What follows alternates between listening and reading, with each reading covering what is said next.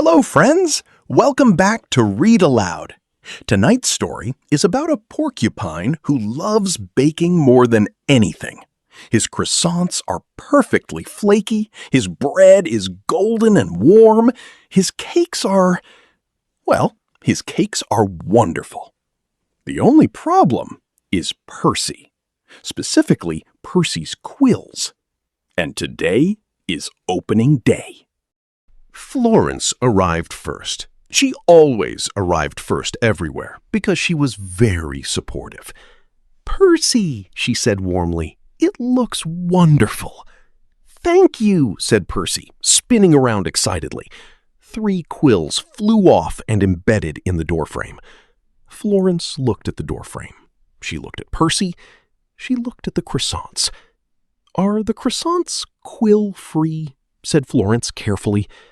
Percy looked at the croissants. He looked at his quills. He looked at the croissants again. "Mostly," said Percy. The quills were a challenge in the kitchen. Percy reached for the flour. A quill caught the bag.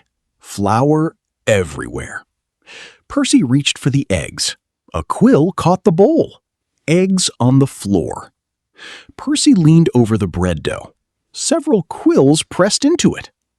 "Is that?" said Florence from the doorway. "Rustic," said Percy firmly. "It is a rustic loaf." Florence looked at the quill-studded bread dough.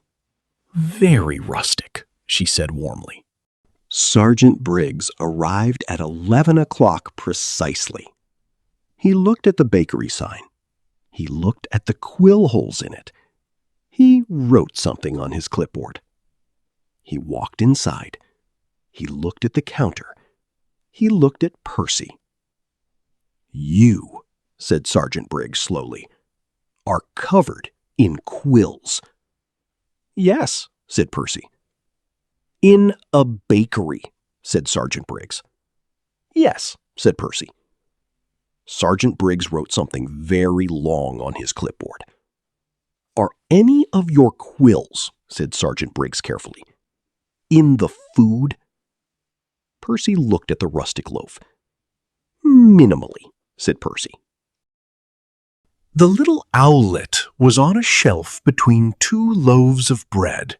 She had been there since opening. She watched Sergeant Briggs write things. She watched Percy try to be helpful. She watched Florence eat a croissant very carefully. "Percy," said the little owlet gently, "how did you bake these croissants?" Percy brightened immediately.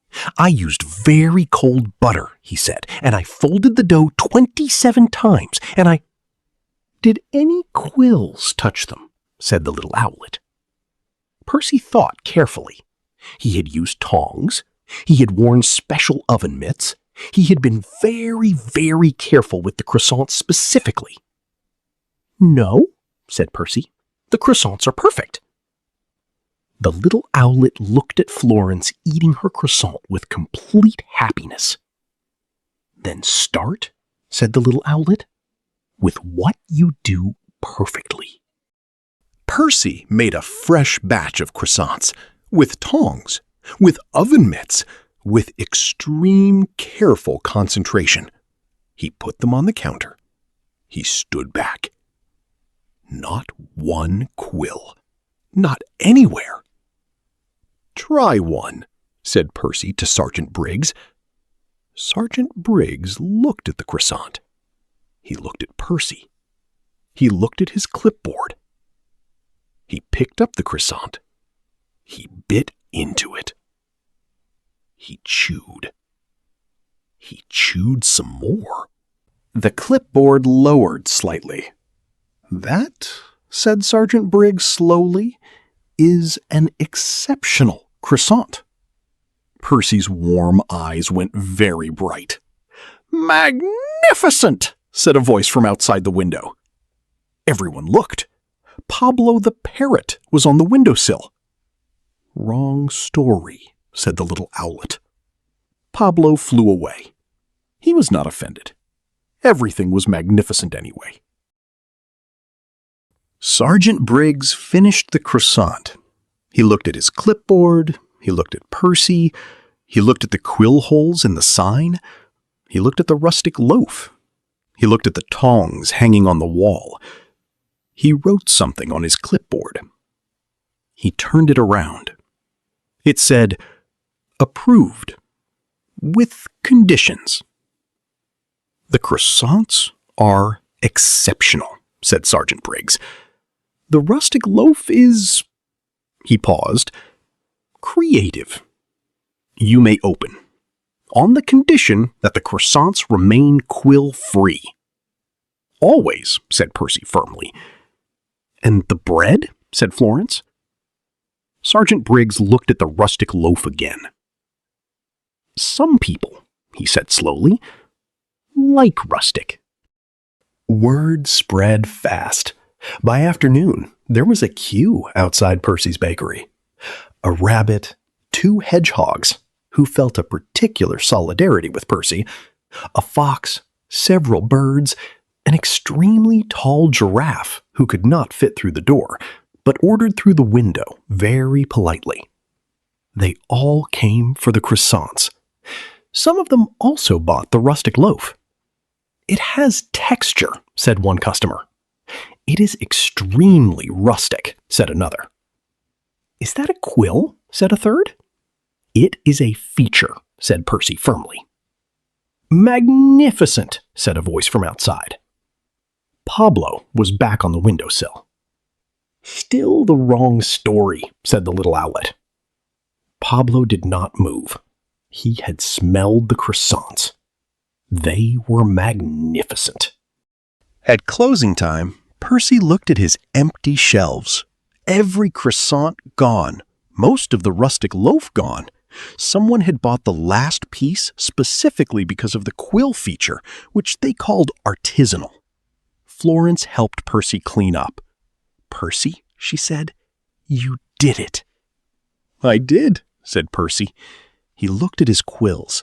3 had come out during the day. He found them.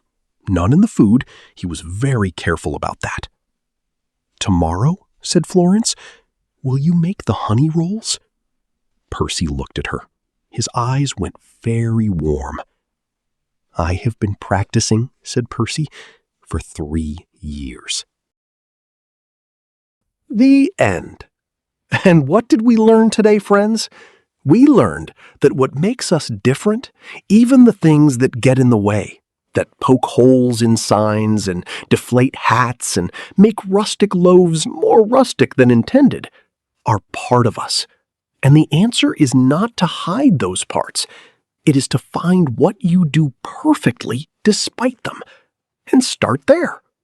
Percy started with the croissants, and the croissants were exceptional. Wasn't Percy just wonderful? I hope his story reminded you that what makes you different can also be what makes you extraordinary. If you enjoyed this story, give it a big thumbs up and subscribe to Read Aloud so you never miss a single story. See you next time, little readers. Bye-bye.